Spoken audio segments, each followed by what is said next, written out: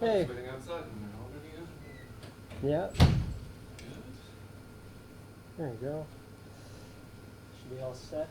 Lovely. So, it's already recording for some reason. Yeah. Oh, I guess the time, something else must be timetabled. No, I think it starts early. Oh, strange. So I had to choose between, I picked my poison between the laptop or the computer. Yeah. And it's, because the problem with my laptop is I have this not so great HDMI interface, so it'll cut out repeatedly throughout the whole presentation. Oh, great. Yeah. Wonderful. With the computer, however, because I saved everything to OneDrive. Yeah. Anything that I have embedded, any embedded video, Yeah. the visuals are offset from the audio. Amazing. Okay. So it's like, okay, Yeah. you know, and otherwise it would have been really nice to have it all on OneDrive, right? But Yeah. It would be nice if these systems worked as they were supposed well, to. I think the problem is there's so many intricate parts that if one little thing is off, right? My father would always be fond of saying, you know, or reminding me that the space shuttle would fly with Windows like XP or something, you know. Yeah, sure. I Right, mean, so- this is the thing. I actually got, 2 weeks ago, I worked remotely almost entirely. Yeah. And I got cut off because they had upgraded the entire university to Windows 11. Yeah. And my computer, the computer that I use Yeah. still Yeah. for everything, Yeah. is from 2015. This is a beautiful, Yeah. reliable machine. Like Yeah. this is great. But and my operating system is just one tick too old for them now. Yeah. So they cut me off. I couldn't even access my email for 2 weeks until I convinced them to give me this inferior machine with which to access only my email. Like, I'm just using this to access the Microsoft Office stuff, right? It's fucking ridiculous. I'm sorry. Yeah, I know, right? It's ridiculous. I was thinking with the lecture capture. Right? Yeah, Like, it's ridiculous, but it is. this is the way it goes. Like, I was offline for 2 weeks just because my computer apparently, you know, Yeah. whatever. So I'm going to quickly run to the Mhm. bathroom, but I should have plenty of time Yeah, you've got before the crowds pour in. lots of right? time. Sure, of course. All right.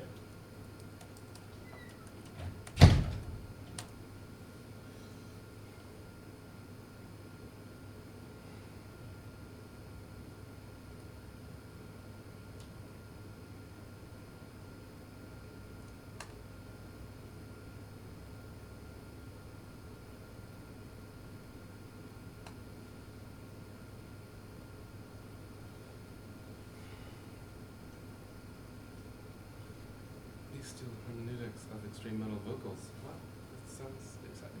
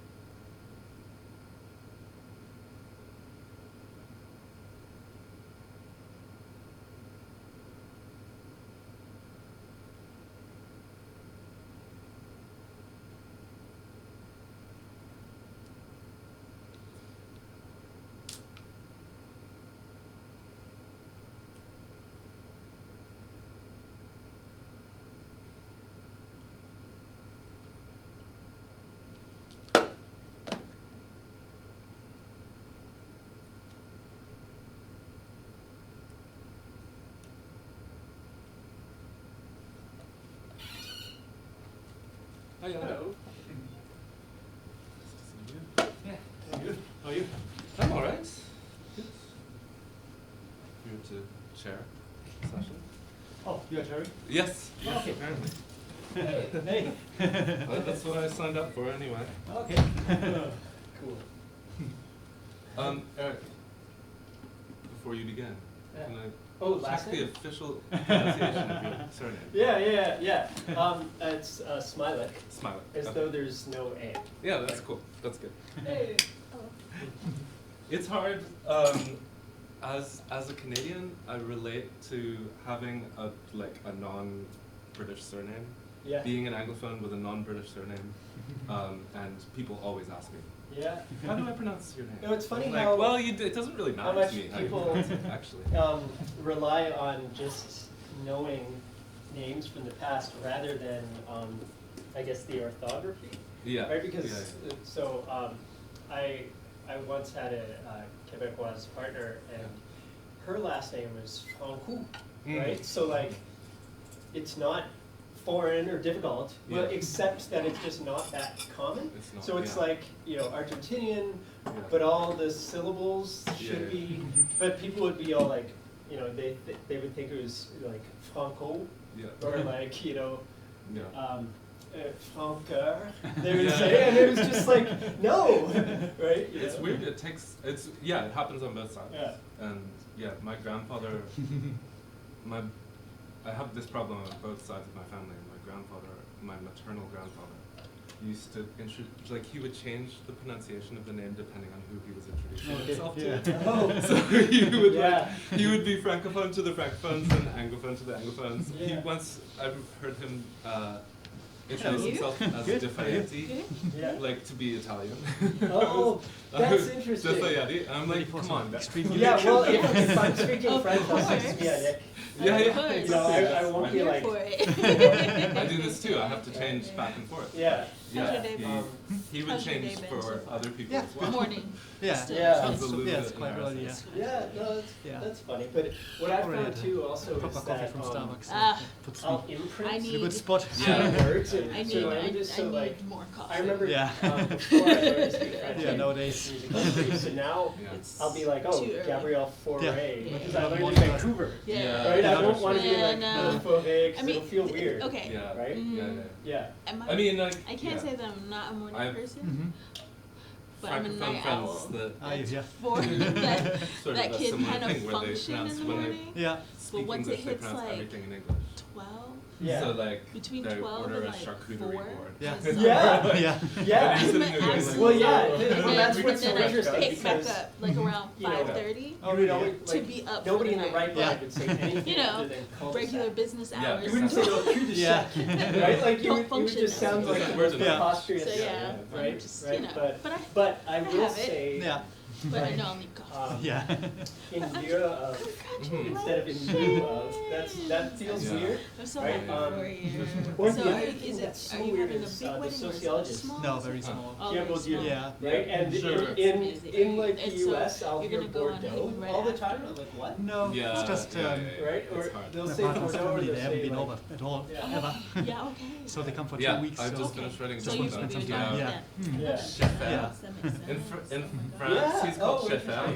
In English, it's Schaefer. Yeah. And I'm like, Yeah, I my find parents myself and just my brother. sliding back and Oh. forth Yeah. between the Oh, two that's pronunciations. And they haven't 'cause, met like, either. what the Okay, well then Yeah. it makes Well, sense. there's, Right. Jean-Sébastien Yeah, Bach. like, no, Yeah, that's, yeah. Right. that's gonna be beautiful. Yeah. Yeah. doesn't really matter.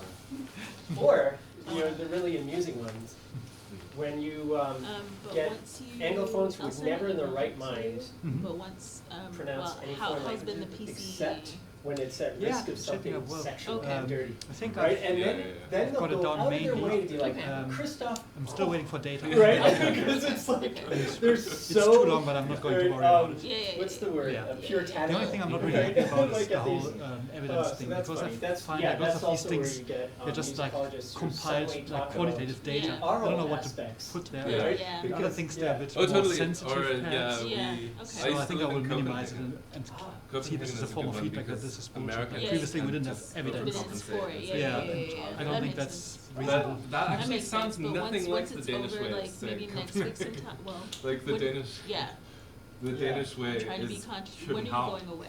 When you which do is it? completely The different. last day will be on the 10th. Like, On the it's 10th, actually okay. more like So the, next week, the what I'll normal do is English I'll day. try to, Yeah, if you I have actually, availability, yeah, that is we can just interesting, have the a overall conversation People, as and to also Germans do this who you with think, as far as certain impact place studies, names, and like then what I'll do is just start Berlin. having meetings, So Germans you will say know, and then Berlin when you Yeah. get back, instead of we Berlin. can, Yeah. Oh, hopefully before because it's they're the end of the month, overcompensating. Yeah. I think then it's we like can have a they're follow-up. trying Yeah. to turn Oh, it into an English wow. word. And say, okay, this is And what it's they looking don't like realize for Yeah. that Yeah. your way, English you know, speakers say 33, Berlin, what Yeah. it's Yeah. looking to be, so that we can submit yeah. for months. Yeah. funny. Yeah. Yeah. I mean, it won't change from previous Was discussion. it- okay. Maybe there's still something to be I done think we with should him. go back Okay. I mean, to we were really the devastated sort with of everything post-war, that went like, on. conference format But where I they mean, the had YouTube channel a really team is of gaining live lots of translators traction. in the Yeah. back, And we could we've all just already stick a got thing like in 200 our ear. comments. Yeah. I mean, So we that's could do some this kind of without data. a Travel translator. fish. Yeah. And I've received emails We from could other all just YouTube stick a channels. thing in They our ask ear if and we listen to it in can our language. use this material. I said, yeah, as long as you credit. Yeah, yeah, yeah. Pronunciation would So never be a then, problem. so then it's worth figuring out like a next Alright. step. How do Looks we? like we're Because Yeah. that's one Getting thing. almost to ready, figure, I so guess. how do Yeah. I we guess push this it is- to make sure that it's this is you know Yeah. has pretty reached. normal. Yeah. I was Yeah. gonna say, Because Yeah. this is that's a, Yeah, we have this is a actually big turnout for published turnout. in Others forums more. or so, Yeah. which would be great. But Yeah. Let's see that. Like, this. yeah, I'm just I haven't been lacking to a single the one. time to This do is so, about and Mark the is same as also. my Taylor Swift talk. I was Okay. advocating in a meeting with to maybe look Oh, into that was yeah. like a research administrator. I don't know if we can afford. It is recorded. Yeah. Right. Right here. Did you get the streaming? Was that? Did you hear anything about No, I haven't. Yeah. But Something's happening. it's lecture capture. We have Oh, the lecture the capture is green automatic. glow of Big Okay. Brother. That's not the same thing. No. The lecture capture is automatic. Yeah. If anything is ever The time surveillance that is work. automatic. Well, you can switch it off, but Yeah. you never heard back about the streaming. Maybe in my junk mail. I don't think so. I'd have to check, but I don't know. I don't. We can no longer rely on the support services, unfortunately. I mean, that's just the way it is now. The support services are magnificent. So I think they need to understand that well, obviously we understand the services has dropped through the floor. Oh, I mean, yes. Dan used to be great, didn't he? But where is he? He's just now part of a team. You never hear from him. You said this is being recorded? It Yes. is. Cool. Yes. I've got a friend who wanted to come but couldn't be here. Well- so I will. Well, there is a problem there, though. And My friend, I've with the not recording. heard back from anybody. I asked about this, Yeah. but I've not heard anything about it. Yes, it is recorded, but it's not externally available. I had to fight. I pretty think hard there is a to get my way to Taylor make Swift it, book. but it's not easy. No. Oh. And there was this whole issue about propriety. Well, we're in the room, you see. Yeah. I'm gonna do my best to take notes anyway. So Yeah. let's see what's Come in. coming. We're in the room, so in Yeah, we theory should take everyone notes of that. understands that we're being Yeah. recorded, but internally. But if you were to put it out Okay. online, Oh, yeah. Yeah. Okay. then so- everyone we'd be in it. Yeah. All In right. theory, you'd need our permission. I'm going to start the proceedings as chair, but I'll give Eric the floor in a moment. Eric Smialek is Marie Skłodowska Curie Actions postdoctoral fellow at the University of Huddersfield, researching extreme metal vocals. I don't really need to introduce you further if you want. I can introduce you the whole way, or only part of the way. I mean, Um, if you'd like, I can. So extreme metal vocals, Cannibal Corpse, and Taylor Swift. He recently co-organized the European Taylor Swift Research Network and the 2024 Taylor Swift Unconference in Amsterdam. He's assistant editor at IASPM Journal and on the advisory board for Metal Music Studies. And his talk today, the title was just on the screen, but now it's gone.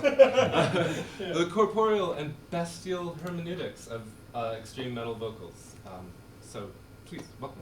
Thank you. And my pun! Right, thanks. Oh, no. Right? You're Taxonomic developments and koala-tative findings. Right? They're real koalas. Good job.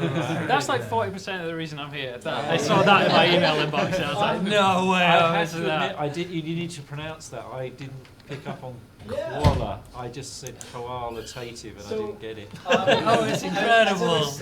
As I was saying earlier, so thank you very much for being here. I had to pick between two poisons, whether to go through my laptop, which will periodically cut out, my apologies for that, or through the computer where the cloud service makes any embedded video separate from the audio. So I picked this poison. It's essentially perhaps not the culmination of a long project because it's very much ongoing. And in truth, I've been researching extreme metal vocals since an undergraduate physics of music class I was taking in 2006. So it's been a while. I've accumulated a lot of stuff, and I'm eager to show you some of that. This here is an image from, this is the journalist Will Hodgkinson, who came from London from the Times and did a piece on me here. And he was interviewing me and looking, I think, intent, focused, as I was demonstrating some techniques. One of the things I want to stress is the collaborative aspect of this project, an international collaboration, really. So I'm at the UK, in a UK institution, but I'm also collaborating with the Space for Interdisciplinary Experiments in Sound at the University of Vienna. So that's in Austria. Also with the Growlers Choir in Montreal, a Canadian-based ensemble. I have a publication around their work. And most recently with the University of Utah, and I can't pronounce their department, it's the Department of Otolaryngology, Head and Neck Surgery. So a lot of really fascinating things about the physiology involved in this particular style of vocal production, as well as health concerns. And the Charismatic Voice, which is a YouTube channel with 1.87 million subscribers. I'm actually going to be flying out tomorrow to do some recordings with high-profile vocalists who we wouldn't be able to reach at all without the help of the Charismatic Voice, and as well as their research fund, which is helping with the trip. They're sponsoring that, so I'm really grateful for them. Before I move on, I want to ask or emphasize several aspects of the project that will come up. As you can see in the title, I'm interested in not just the technique here, but also aspects of culture and musical meaning. Musical expression is often quizzical to people. They wonder what I mean, and I essentially mean everything from lighting, decisions at concerts to editorial cuts in music videos.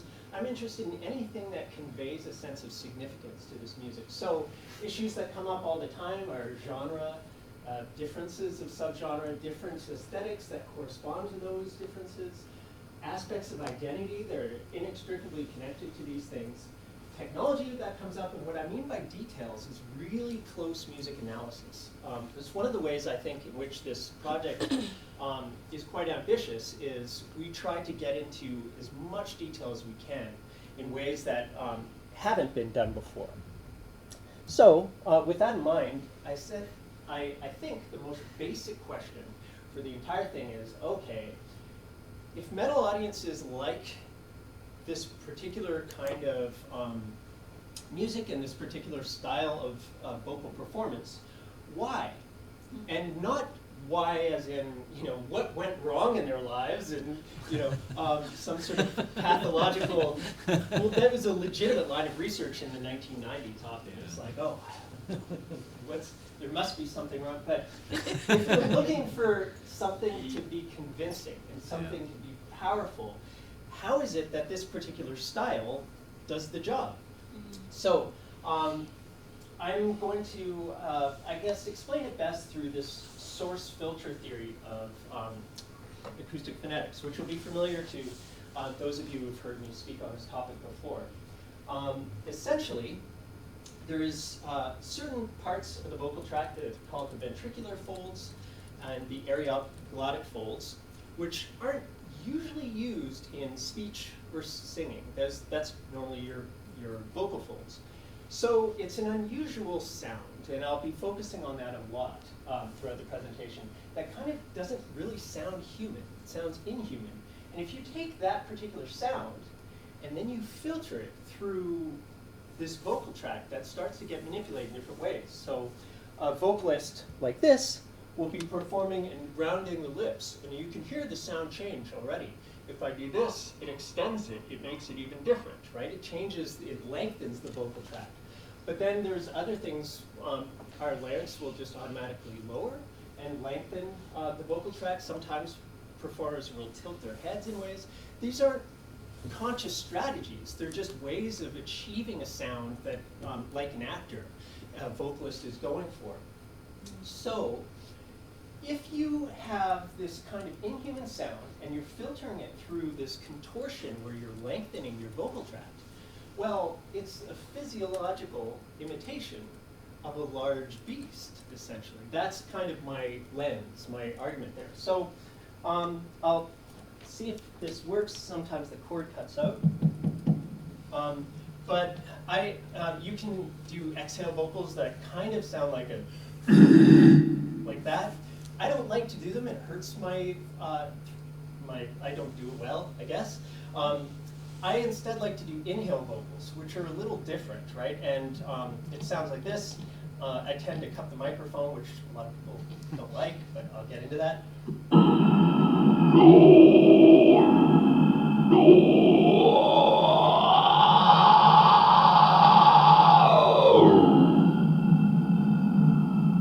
For the sake of time, I'll stop. But the idea there is it doesn't feel as taxing because it's this slow, controlled flow of air, kind of just like sucking through a straw, and I'm manipulating the vocal tract, changing the vowels to create different expressive effects there.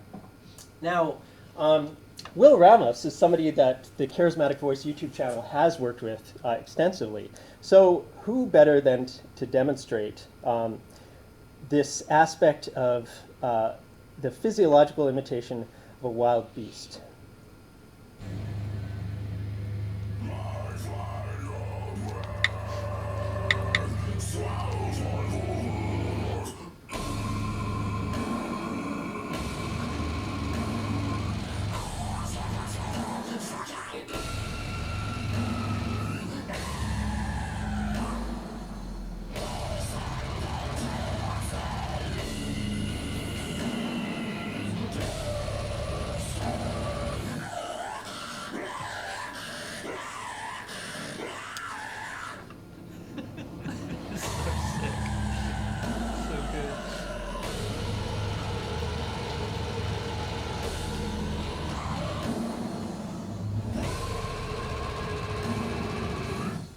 It's about 40 BPMs. Oh, it's so Yeah. good. Yeah, Goddamn. deliberately quite slow for maximal heaviness, which Jan Hurst has published about.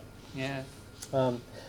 Okay, so with this in mind, I want to show you one of the tools that I use to study this. This is called a spectrogram. It's a visualization of sound.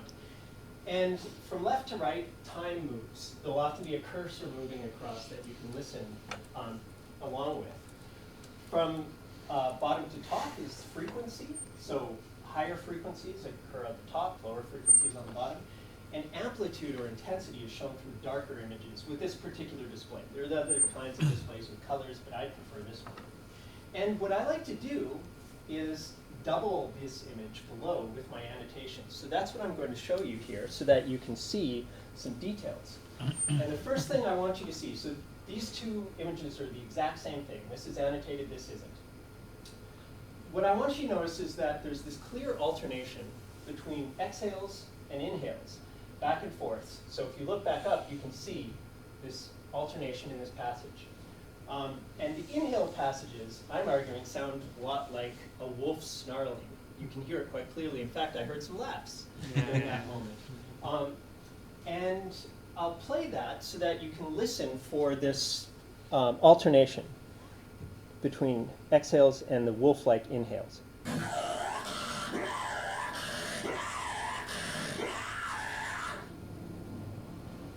But that's not all, right? That's kind of the most evident thing. The other thing that's interesting is during the exhale parts, this is where the musical expression comes in because there's this ascending moment. And I've marked that with an arrow at these local maxima, so right at this hill portion. And I'm looking at these dark bands here. that go across, and I have them annotated with this white line, and I have an arrow showing 900 hertz, 1 kilohertz, 1.2, 1.4. They keep increasing and going up each time. So there's two really interesting musically expressive things happening back and forth. This snarl interspersed with this gradual intensification that kind of climaxes here. So I'll play it once more, and I'd like you to listen for that gradually ascending aspect of frequency.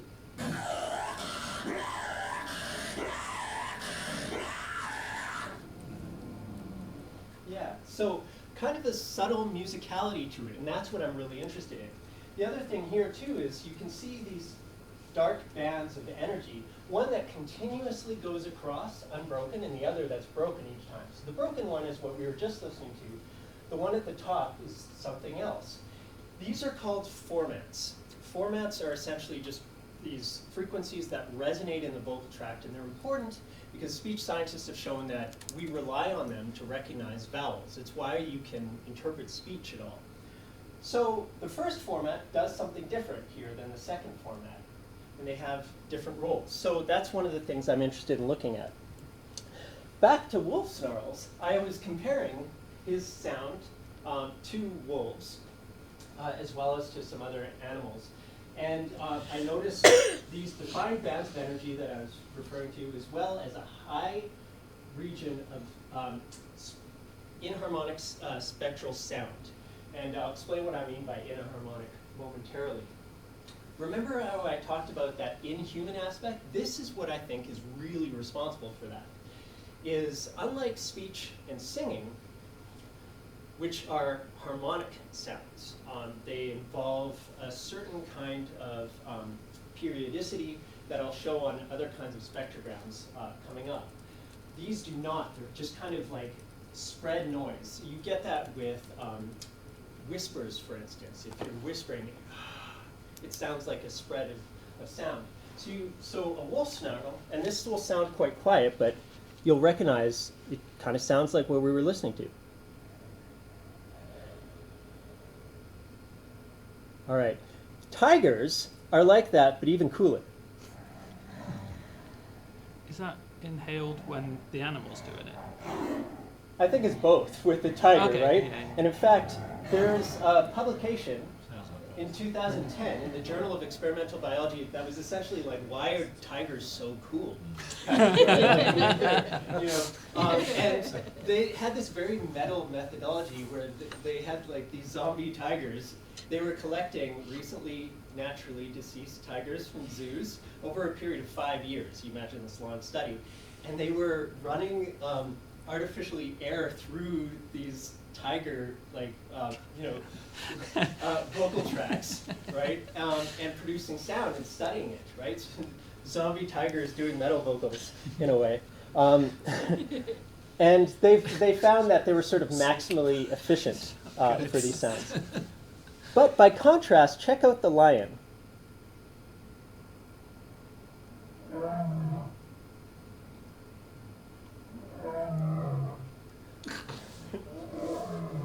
That was a choice. That was a choice putting that particular animation there. Yeah. So It's not exactly the MGM line, is it? Is that a tiger? That is a tiger. I know that. now, Sorry, go on. so this will come up momentarily. Okay. But YouTube comments will often express surprise and disappointment at these kinds of sounds. And you'll notice the appearance of the spectrogram is different. This is what I meant by periodic sound. So you'll have a resonant frequency that has these sympathetic vibrations at integer intervals, right? So harmonics. You hear a single pitch, but it has this characteristic appearance in a spectrogram. And it doesn't quite sound as stereotypically bestial, right? So, with that in mind, let's think about movies, right? The Lord of the Rings, with the ring wraiths or the Nazgul. Those were created. So there's two filmmakers, Peter Jackson and Fran Walsh. They're spouses, and apparently Fran could do these blood-curdling screams. So they recorded her doing these and then processed them through audio. So I'll play some of this. I'll probably stop it, move it back, and talk a little bit more. But this portion here, you can hear her clearly screaming. And it's interesting how the spectrogram starts to sensitize you to tiny little distant differences. This really defined sound that then starts to get kind of broken up. And then this is where the sound of like cloaks come in, and you can see this defined sound there. So I'll play that.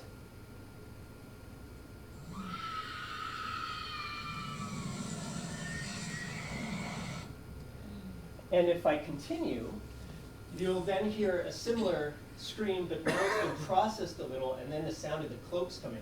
But look at how cool this is.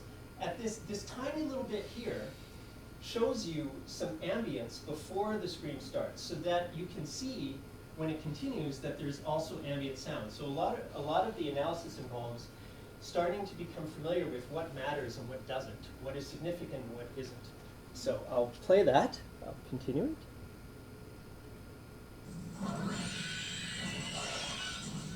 Okay, and now, if I stop here, so far we've been listening to Lord of the Rings excerpts, but this one coming up is from Cradle of Filth. So, extreme metal band, I would call them a black metal band. A lot of people would be angry at me for that. But you'll hear a lot of similarities between what we were just listening to and this particular style of voice. So here we go.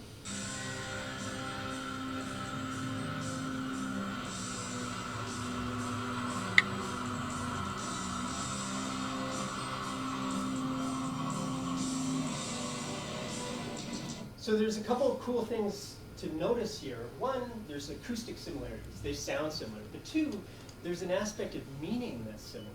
If this is a cultural piece of pop culture that circulates and is recognizable as a symbol of evil, well, this is what this particular performer is going for in this sound. So that's the aspect of musical expression that I'm interested in there.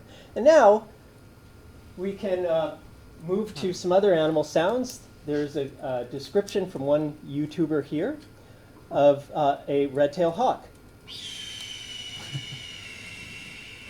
And you can see a similar sort of spread of spectral energy, as well as this really interesting natural descent, as there's this peak of intensity and power, followed by slowly petering out.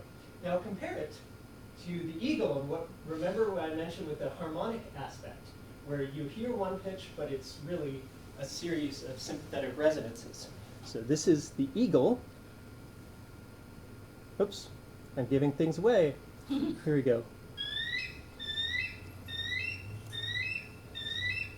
So we were talking about the MGM lion, which is really a tiger or whatever. Well, look at what people did. The moment when all of TV lied to you about the bald eagle, that's way too cute for how angry this bird looks. So the amount of money that the red-tailed hawk has owed for being a voice actor for decades, right, for eagles, right? The bald eagle may be the face of America, but the red-tailed hawk is the voice of freedom. Bald eagle just lost some street cred, this other YouTuber says there. Okay, so that brings us to the start of our show, the koala. Koala vocalist here. And with these small animals, you might expect it to make a sound like this. Indeed, it can. But in this video of a koala fight, it was shortly followed up by this.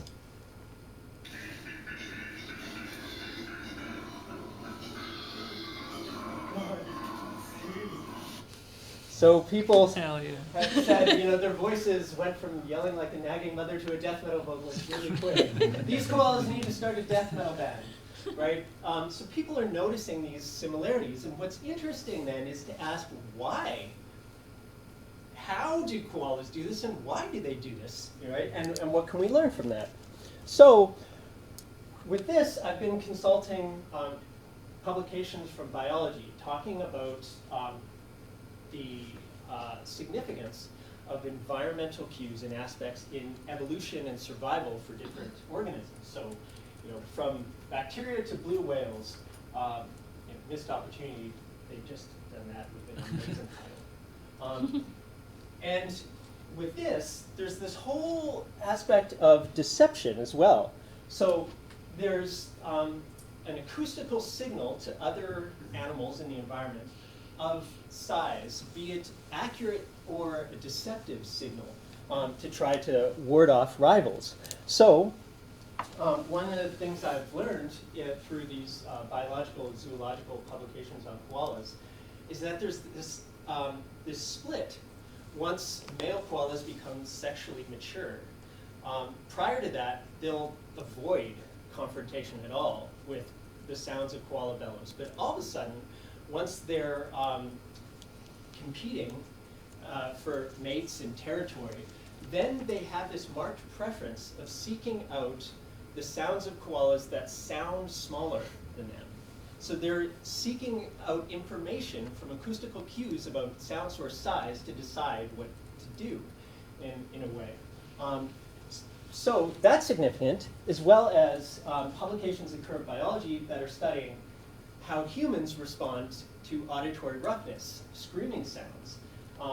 And it turns out, as you might imagine, that humans are quite sensitive to these things, shown through experiments. But these researchers were also showing that we have similar physiological responses to auditory roughness even when it's not from a human sound source, from an alarm clock designed to sound, kind of rough. So we can learn a lot from these sorts of things. I was also looking at a study called The Descended Larynx is Not Uniquely Human. So remember what I was talking about with these ways that vocalists can achieve certain sounds. In this image, you can see the triangle points at where the larynx is, and it descends from 1 to 2 to 3, which corresponds to this spectrogram here that has a different appearance at these different parts.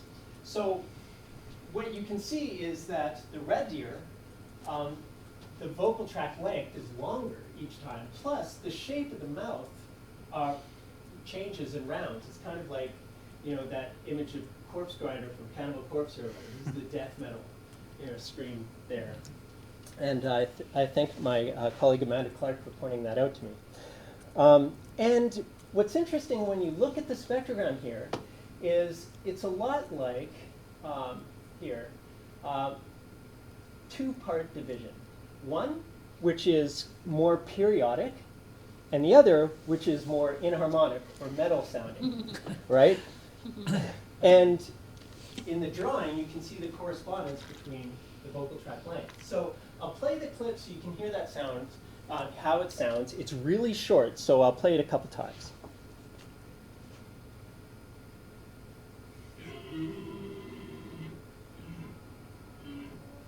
So once more, it starts off with a harmonic sound, then inharmonic, more metal sound.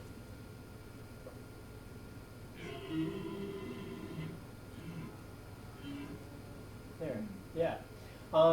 Now, the other thing to notice about this is these numbers, F1 through F6. These correspond to formants, the first, the second, etc. And you'll notice here, they're now lower and squished together. So this is a property that scientists have called format dispersion, how these frequencies are organized. And they're average lower here. That'll become significant in a moment. With this study of format spacing in male koalas, these researchers were really looking at this mathematically as a way to estimate the size of the koalas. What they were showing is that there is an inverse relationship between the vocal tract length and format dispersion, what I was just showing you, which they've marked as delta F. So when it's an inverse relationship, the larger your vocal tract length, the smaller the format dispersion. It goes down. So that clustering of the sound lower and lower suggests that the koala is bigger and bigger. It's that auditory cue of might, and hence the significance for death metal vocalists using these sounds. I remember being at a death metal show, bringing a friend of mine who had never been to one, and she was like, "That little man is making that huge sound out there?" Well, this is kind of why, right?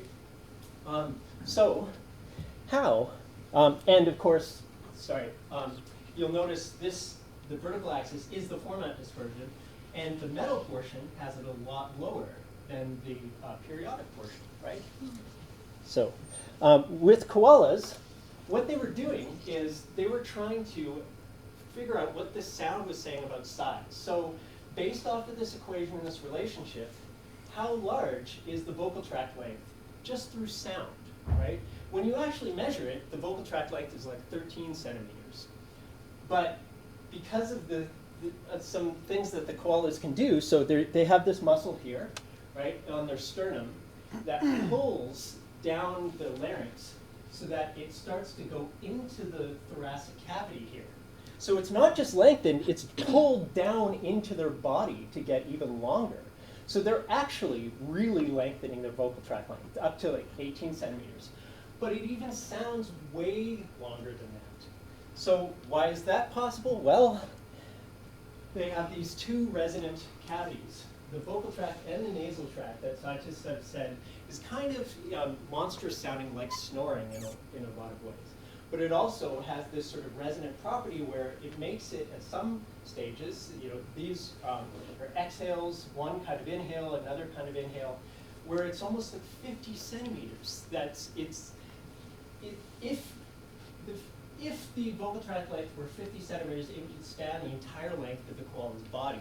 So just through acoustics, these koalas are giving off the impression that they're huge, right? Which is kind of the goal often.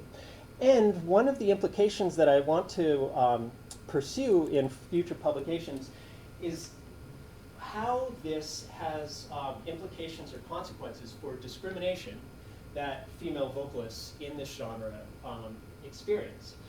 I often give the example of how people perceive culturally Mike Tyson, this really imposing figure with this not so imposing voice. There's this assumption that there's going to be this congruency between sound source size and sound. So I think one of the obstacles that's not often acknowledged is how much people are assuming this congruence, and then it causes a lot of difficulties for female vocalists. And one of the things that I'm thinking of as well is I have a hunch that as a consequence, a lot of women who perform in this style aren't necessarily going for heaviness in the same way, but more for ferocity. Because that's based off of one of the things that scientists have said. Why do smaller koalas bellow at all? Well, it's often to communicate the willingness to fight, right? So I think that's insightful. Now, another demonstration I like to give here is to show a recording of a vocalist just making sounds, but sweeping through vowel space. And then I'm going to play this screen grab of the same kinds of sounds, but synthesized using computers. So this is what she sounds like, and I'd like you to notice how the shape of the lips and the jaw changes.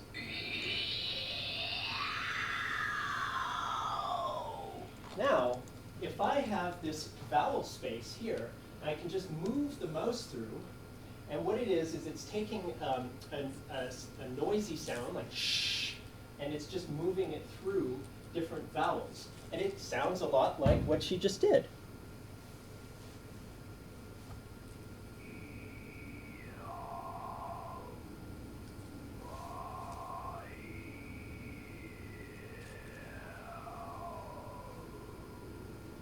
So there's no human here, right? Yeah. Right? This is just starting with static and then filtering it. So these are the formats, these P's, and you can see them change in this space. Okay, so with that in mind, I want to show you some theoretical things. My name is Eric Smialek, and these are my smilographs, right? So if it was moving, sweeping through, you can have these little plots or you can have these motions. But it's kind of weird because according to this IPA linguistic space of vowels, the low stuff occurs up here and the high stuff occurs down here. They did that because they were trying to map this onto the face and the tongue position. But musicians might not be interested in that so much. And in fact, I think his name is Jeff Lindsay, an English linguist, made the case that this configuration is kind of obsolete because it relies on 19th century assumptions about what was happening before X-ray. So he says it's actually more accurate to map it acoustically like this. And then I went one step further and I thought, well, why have it upside down like this? Why not rotate it? So that your higher stuff is up here and your lowest stuff is down here. Plus, I started to find that because of my prior research, a lot of black metal vocalists will have higher frequencies, death metal vocalists will have lower ones. So there's this genre-specific variance to these corners. And nobody screams E, really, except for one vocalist named Chris Barnes, and people make fun of him on YouTube for it. Nobody E, right, unless they're unsuccessfully doing bench press or something, right? So I sort of see this as an experimental avant-garde in a way. This is Is that where the kind of pig squealy, like pig squealy stuff happens? Yes. And so very good. I'll get to this in a moment. This was my prior research where I had 85 songs that begin with a wordless vowel, somebody just making a scream without words. And I was like, okay, so what vowels are they? I measured all the formats, and they were clustering around this. So death metal, according to that previous configuration, was there, black metal was here. But it was just kind of counterintuitive. So I rotated it and added these valences, and now you can really hear some of these differences. So here, death metal sounds a lot like others.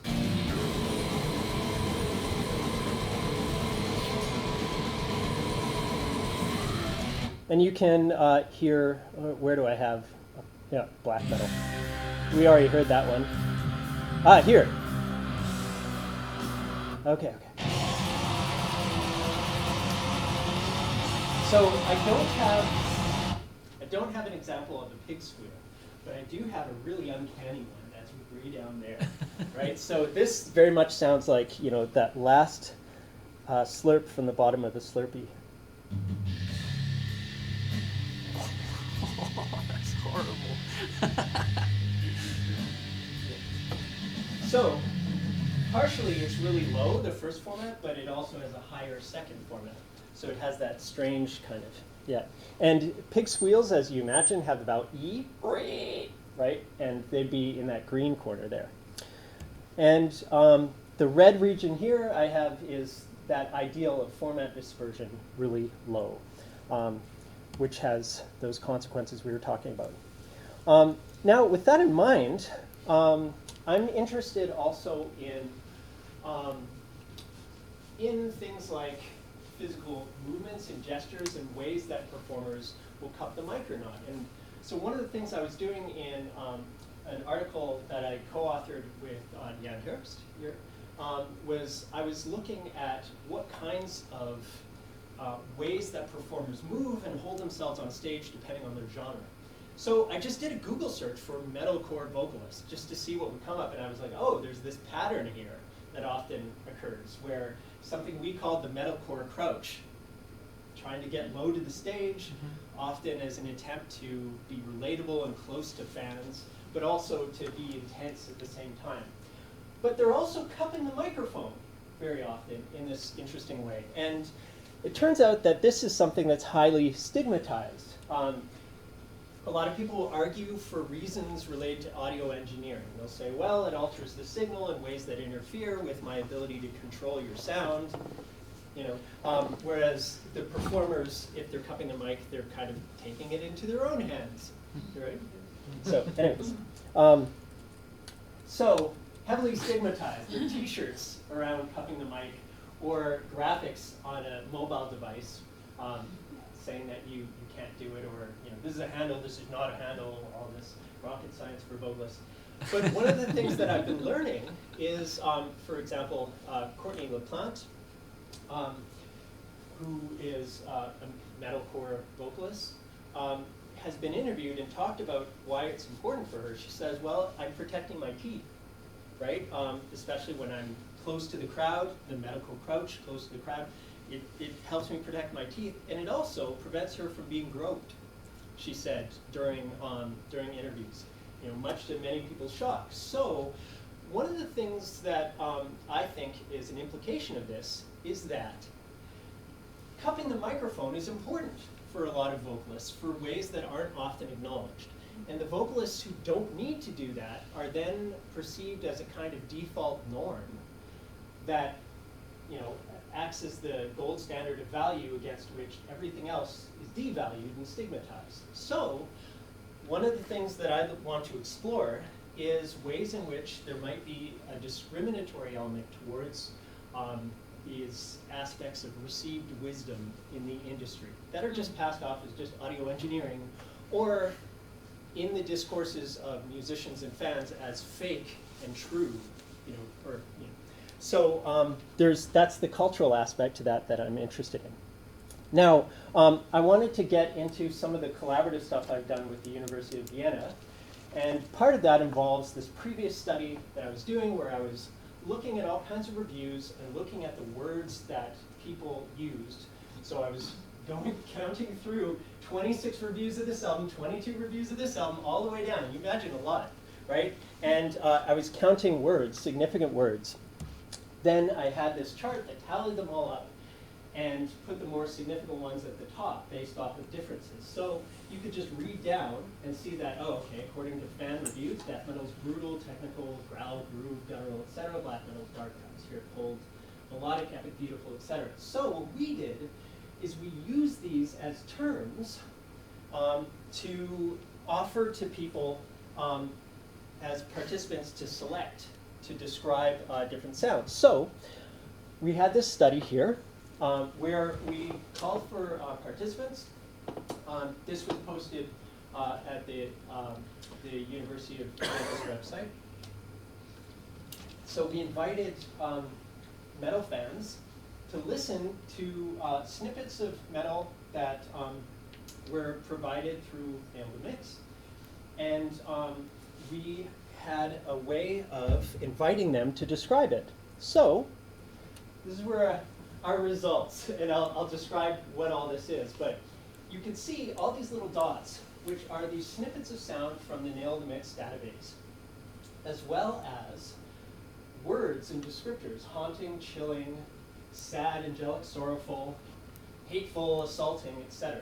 So we were interested in correlations between sounds and descriptions, trying to get a sense for what these things mean along different dimensions. Some of the more advanced statistical methodologies I'm still learning about, and I'm relying on my, my collaborative expert colleagues to generate. So Isabella Chidek-Eisenberg, who's a specialist in machine learning and statistics at the University of Vienna, helped to generate this image. And the way it works is that these lines, the longer these audio feature lines are, the more significant they are. The shorter ones are just kind of there. So this particular dimension of harmonicity is the basic one that I was talking about, whether something is a harmonic or inharmonic signal. So across here, you get these really clearly just sung sounds, and then here would be more of the metal screams. But the second dimension is more subtle and interesting. That's where you get boominess, this kind of valence, audio model parameter, arousal. And that's where we're arguing is a kind of genre aspect, where this tends to be death metal and black metal, which involves a lot of supernatural themes, monstrous themes, kind of fantastical elements. And this tends to be more of a metalcore space, where there's a clear element of humanity that's less relevant in black metal, for instance, right? So that's where you get powerful, energetic, these kinds of descriptions. So you have these kind of three clusters based off of genre, which is interesting. And I haven't heard anybody really talking about the differences between metalcore sounds and death metal or black metal sounds.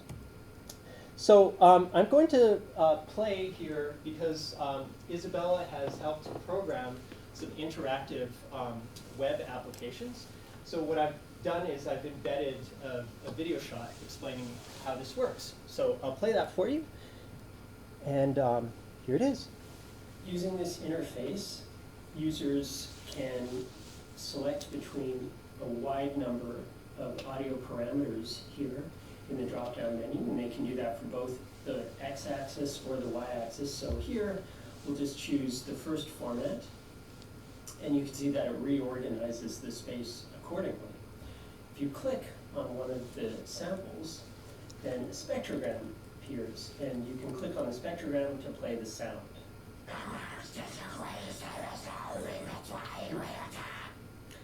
Down below, verbal associations that participants provided when they listened appear in two different ways. The first way is a free association exercise where they would type in their descriptions. But in square brackets below are a different kind of response where participants were using pre-selected tags that they would select when they thought that they applied. So in this instance, the users described it as demonic or gnome-like, funny or scratchy.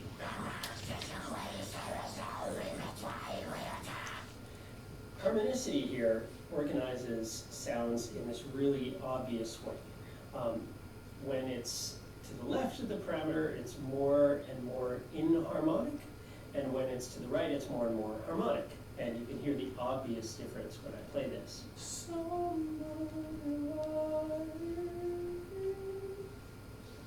And we can compare the two.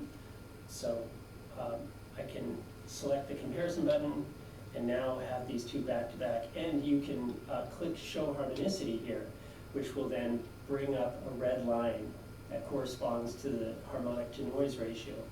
In the case of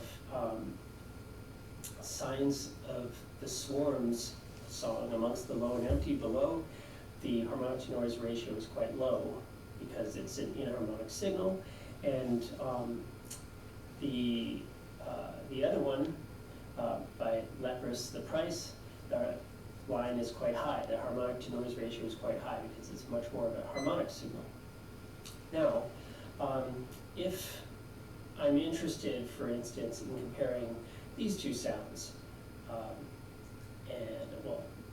I'll just first select this one, so that's at the top, and then I'll compare it. And by the way, you can choose all kinds of different songs from the database. So in this instance, I'm interested in Roundabout here. And if you were to look on the left, it would seem as though these two songs are quite similar in data points, but they don't sound similar, and I'll show you what I mean. If I play this one,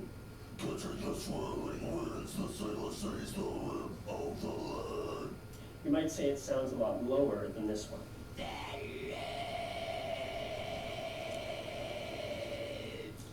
This shows the limitations of a single kind of display, because if I choose instead F2, all of a sudden that difference is apparent. And then when you look at the spectrogram, yeah, the first format, the bottom, isn't all that different compared to the second format, which then shoots up a lot higher for the Deaf Heaven example, which is right here.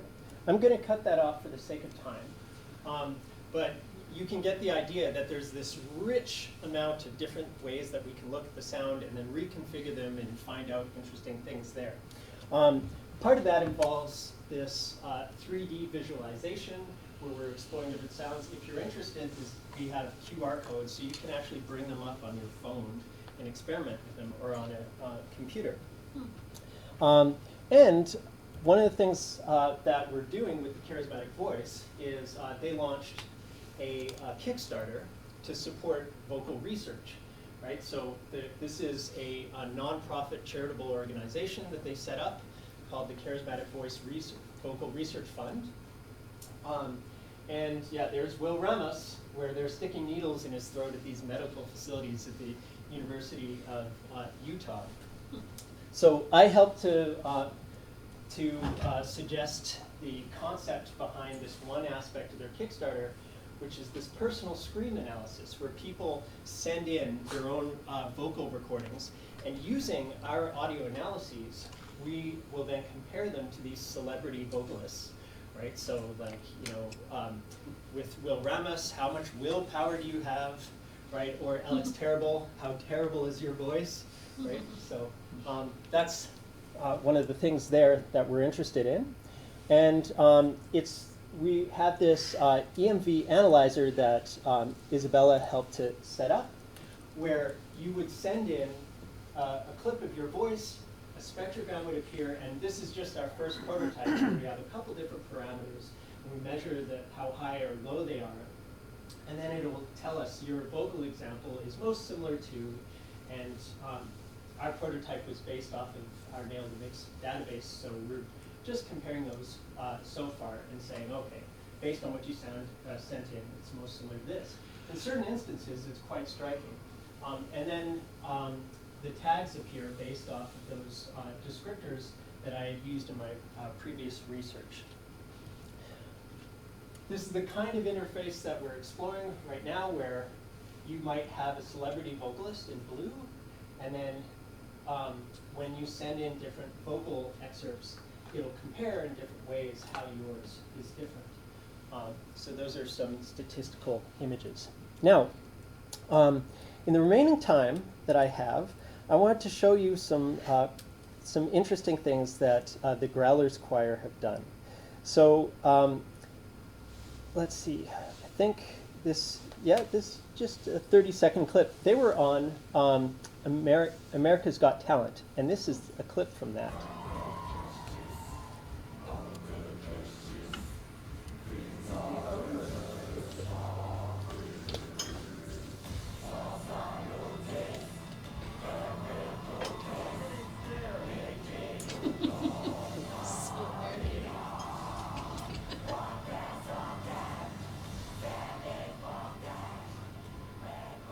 So it's kind of fascinating that they're taking pitched singing and translating it to this inharmonic style, which has implications for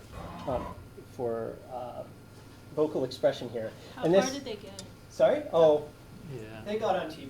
Yeah.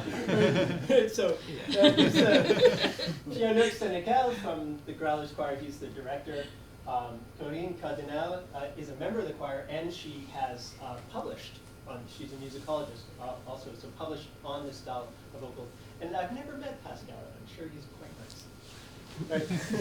He looks it. Yeah. But I'm going to skip through to show some clips that Pierre-Luc sent me of his technique for rehearsing, where he was borrowing from sign language, French sign language here, to come up with signs for the vocalist to follow. He had challenges because he had different skill levels and different experience levels, but this is the sort of work that he does based off of vowel-based signs.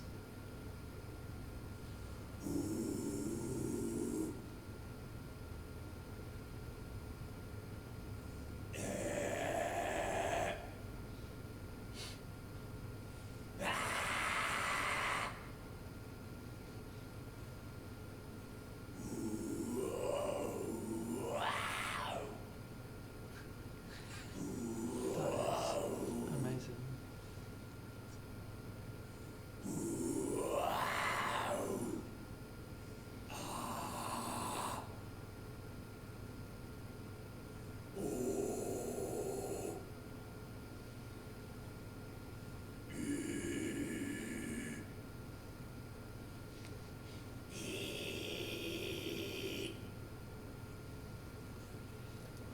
And then here.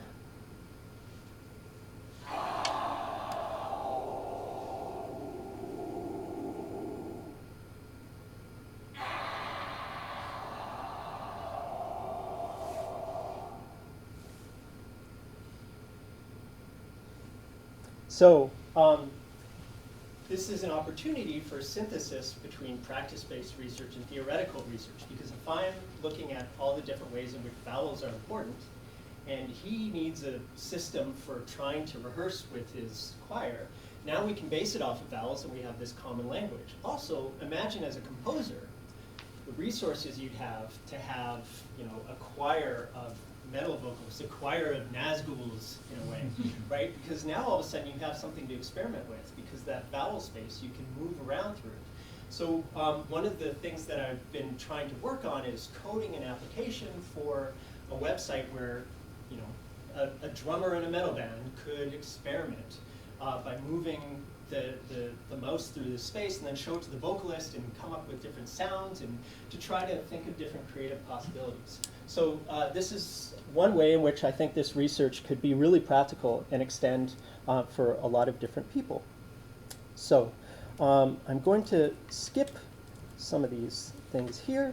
This is kind of what I was showing some choirs when I did a workshop is you would have these hand signs that are intuitive in different ways. So the O, obviously, but the oo gets at that sense of metaphorical heaviness and weight and lowness. Plus, you know, if you have a pie, so there are these kind of like choral directed ways of suggesting not just a literal instruction, but also an aspect of description for what these things sound like and what they mean, essentially. Okay.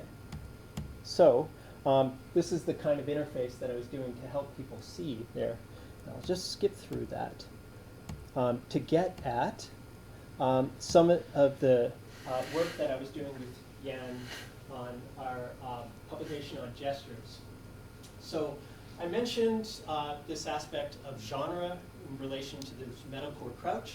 Another thing that I was really interested in is how vocalists will automatically on stage behave in ways that seem to correspond to their expressiveness, that help them or parallel what they're trying to express.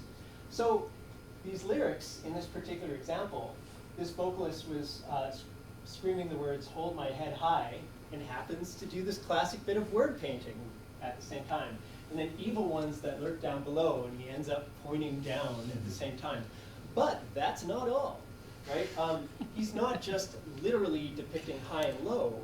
The phonetics of the vowels that he happens to scream also correspond to this. So I'll play it, and you can hear, especially, in fact, I'll play this example because this is the below one, how his voice gets, you know, metaphorically lower, as you might expect. And he achieves that through the lowness of the vowel formats here.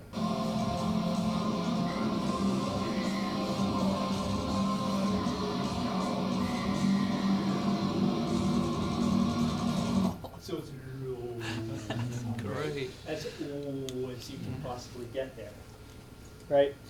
So what I was doing at the time is I hadn't quite turned this around, but I was showing how the vowel starts to creep into that low corner. Yeah, and sure enough, when I play this, you can see I have this pentagram that loosely animates the movement across from E to A to U, right, in this final climactic stream.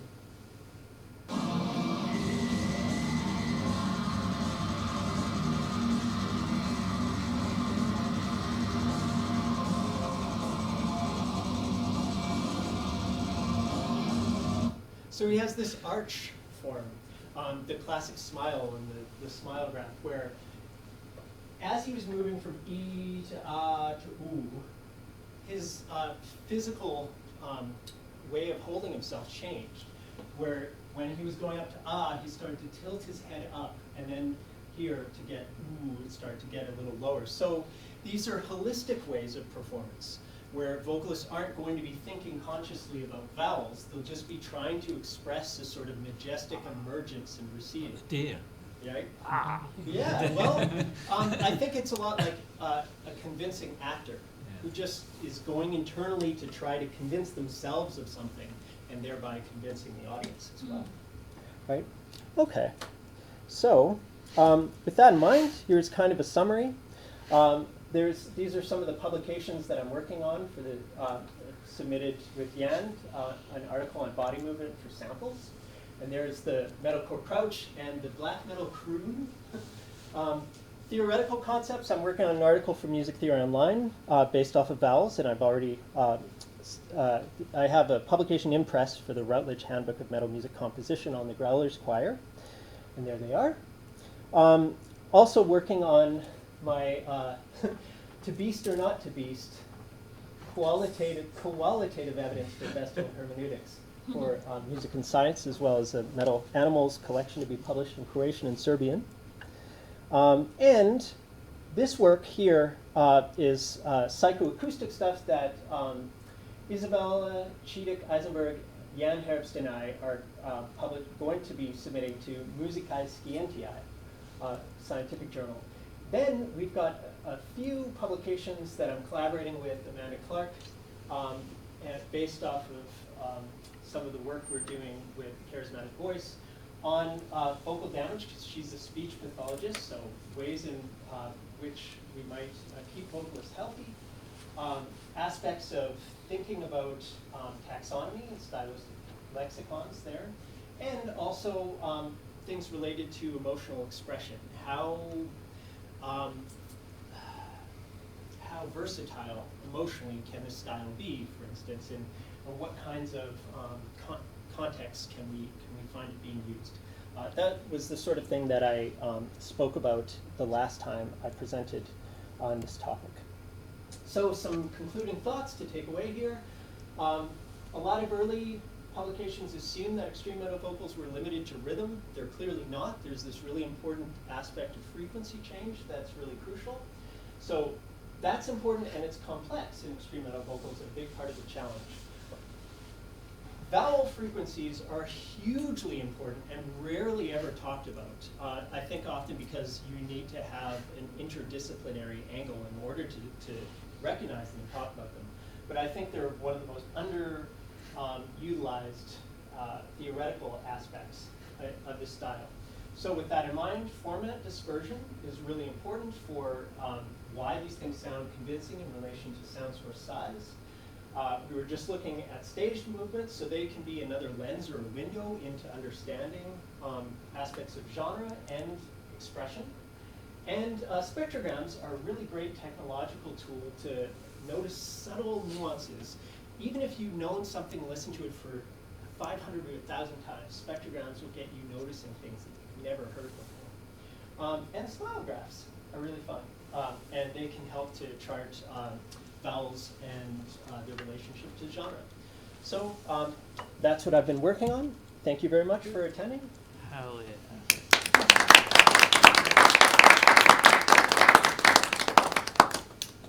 Thank you, Eric.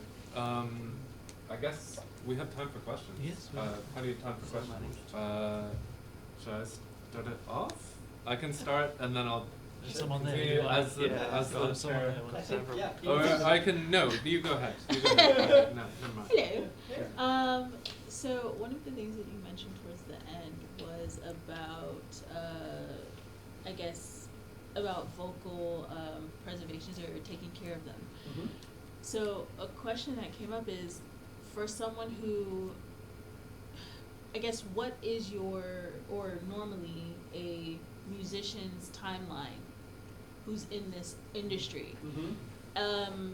And whether they're famous or not so famous, like, what would it be like? Okay, so if you do this Yeah. and you're making like 5 albums, like, is it like a like, you At know, what like an point- American footballers type Ah, of, okay, like, yeah. like how Yeah, many yeah. seasons can you get? Yeah. And at what, or Okay. and also, Yeah. and this might not be your Yeah. your field, but I guess at what made it curious. So again, thinking about sports, Mhm. there were injuries to certain athletes.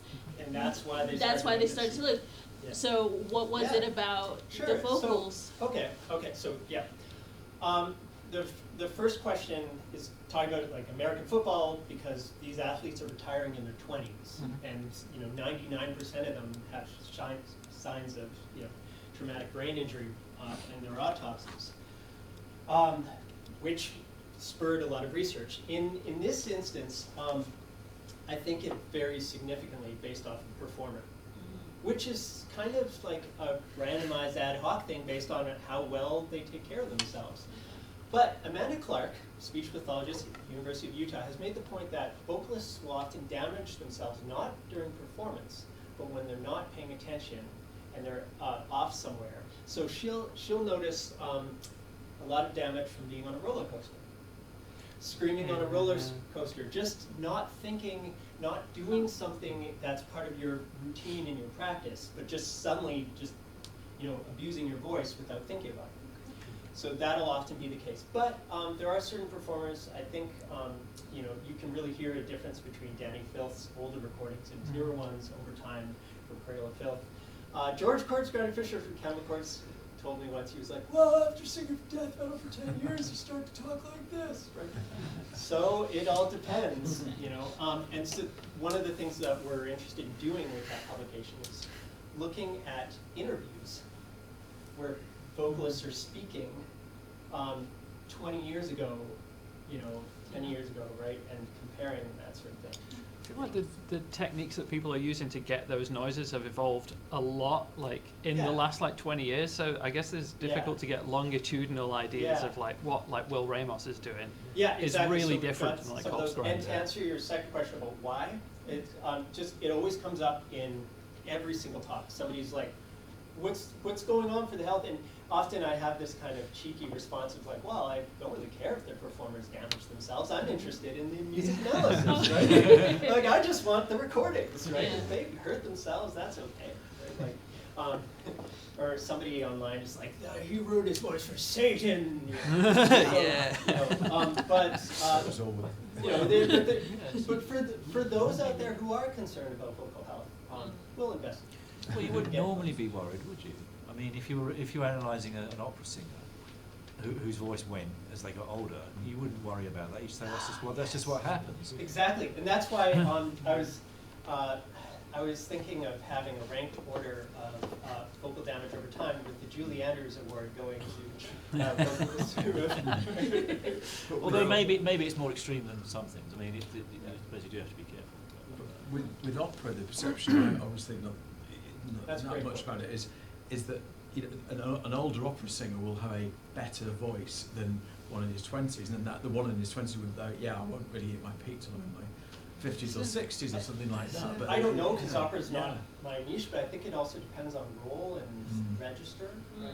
There's also a cultural thing on like what you're doing outside the gig. Like an opera singer is probably not going backstage and drinking and doing cocaine. Yeah. Like I don't want to be that guy, but funny. like Axl Rose now, right? Like It might be. maybe. I don't think Pavarotti was like heavy on vodka in like middle. So when I was in my 20s and I was going to parties and stuff, I remember abstaining from alcohol for 1 or 2 years because I was worried it would affect my death metal vocals. And it was because one time I had beer and all of a sudden I couldn't do death metal vocals for like, I don't know, a week or two. Maybe I just had a cold or something and there wasn't, you know, causal, but it scared me and I was like, no, I'm not touching alcohol because my death metal vocals are too precious. Could I ask a question that leads on from that discussion about the style? Because, I mean, within classical, modern, contemporary vocal techniques, I mean, they've explored all kinds of different ways of expressing things using the voice that classically trained people, but nevertheless, the composers will push them into unusual territory with their voice. And it's now a standard thing for it used to be called coloratura, and now it's just anything goes. But I've never heard this crossover. Well, there's that choir, but they're a unique thing, and that's all they do. But I mean, you know, would a contemporary classical singer should this kind of vocal expression, which is after all just another form of making a sound with your voice, which is what they is that happening? Could it happen? It could. I mean, I don't see why it shouldn't. I think you would need sort of like the Kronos Quartet equivalent of the voice, and there are vocal ensembles who are interested in avant-garde performance. But one of the things that I had, if I had more time, is I have an exercise for audiences to try these techniques. One of the things that I do to get them approximating it without necessarily using the ventricular folds or the aortic folds is just to whisper different vowels. Because if you go, it kind of approximates it. Just like that, you know, AI death metal was doing, right? So I often think, like, how do you talk to your friend about death metal when you're at the library? A problem that somebody like me might have had, you know, right? You whisper that you're imitating it, right? I think a lot of kids do that, like 14-year-olds when they get into it and they don't physiologically understand how to make the proper sound. You know, yeah. I just found if you're just kind of quickly imitating something, right? So I think there are ways of showing people how to do something without asking them to suddenly strain their voice. And that's one of the reasons why I prefer inhale vocals, because I'm just doing that, and it doesn't hurt compared to forceful, exhalations.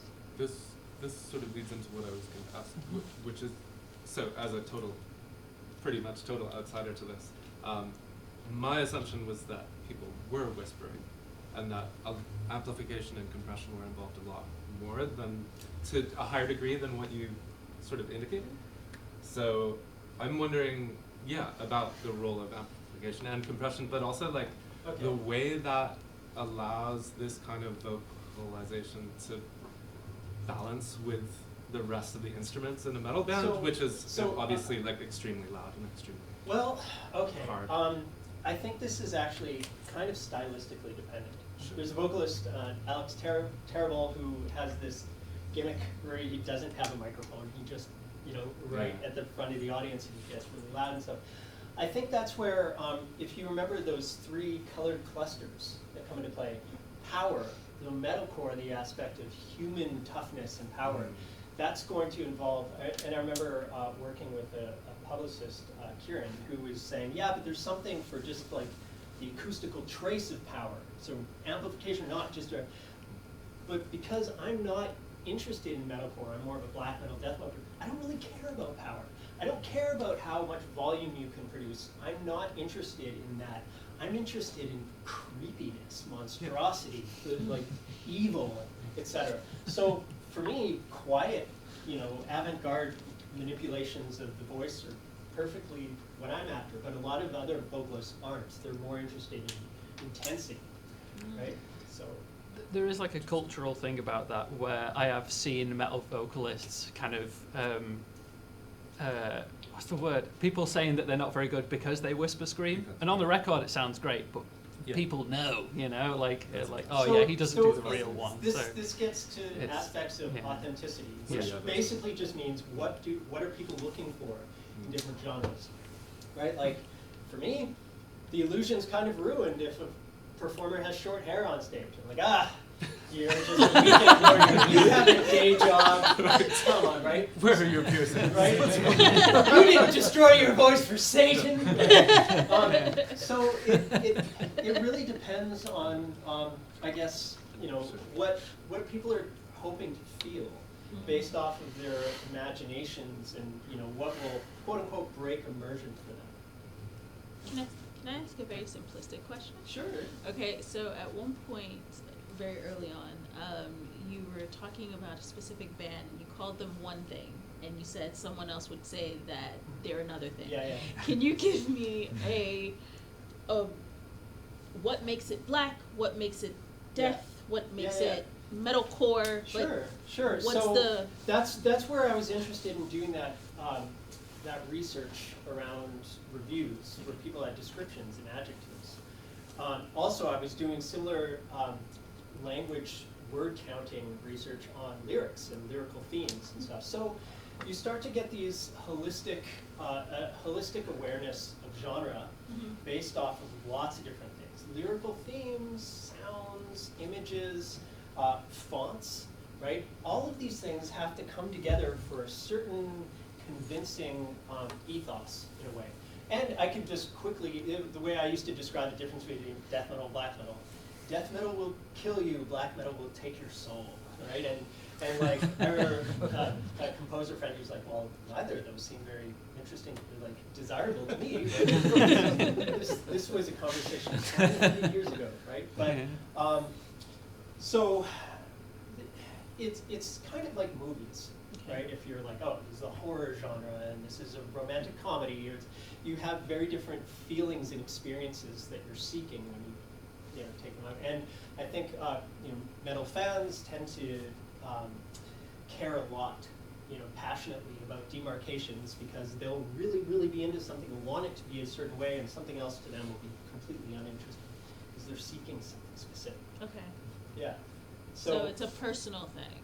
It's an intersubjective consensus. Okay. Oh, okay. Good word. Or one word. Oh yeah. Yeah. Probably will be in German. Yeah, I suppose black metal is more spooky. I mean, obviously it's more spooky. It's not as heavy, actually, is it? Generally, it's not as heavy as in sounding heavy. It's often No, it's more emotionally treble, heavy. right? It's emotionally Yeah, heavy, isn't it? yeah, But it's, it does you know, that through It's more more subtle. austere. It's got more subtle means, Yeah. isn't it? It's Yeah. often more melodic, I think. Actually, it's got tunes, Yeah. isn't it? Well, that's where you have little adjectival descriptors like melodic black Yeah. metal or whatever, or symphonic black metal, which is self-consciously produced, versus raw black metal, which is self-consciously unproduced. But wasn't it black metal that actually produced some actual real bad guys? Isn't that where they're from? Is it the black metal genre? You know, the genuine people who are now dead or in prison. So there's an infamous group of black metal musicians Yeah. in Norway in the early '90s responsible for church burnings and murders. Yeah. Now they're in the museum, like the museum in Oslo still. Yeah. Is there a Like sense pictures of sort Oh of, wow. there seems to be something parodying about some of this stuff, but I don't know if I'm hearing that in that way, just coming from the outside. But you know, that sort of gloom doom aspect that we associate with like Hammer horror films and that kind of thing. I just wonder if that is, you know, when I did my talk the other week, and I think Jeff was saying he found something kind of quite comical Oh, I did. about Oh, yeah. aspects of that. But obviously that wasn't something intended. But Yeah. I'm wondering with some of this if there is that It kind of highly varies. Yeah. Totally varies based off of individuals and scenes and stuff. So I was from the Vancouver metal scene in Western Canada. And it was tons of humor there. I mean, you had Devin Townsend. So there were bands that like would be on stage dressed like a ninja doing other kicks at the same time. And, another drummer who would make himself vomit and wear diapers on stage. There was, but then like, I remember one of these groups went to the Maryland Death Fest, and I remember being told like, yeah, he was at his absolute funniest. He was telling like the most spontaneous, best jokes on stage. The audience members were just the whole time like deadpan, not take, it really depends, I think. But I don't mean in terms of sort of jokes. I mean in terms No, like of whether it's taken seriously or it's even like the harmonic language and things like that, or this sort of so this chromatic movement yeah. downwards or upwards or whatever. Again, it relates a lot to a combination of region, genre, individual differences, performer. It all depends on what people are going for. Symphonic black metal draws a lot from film music, so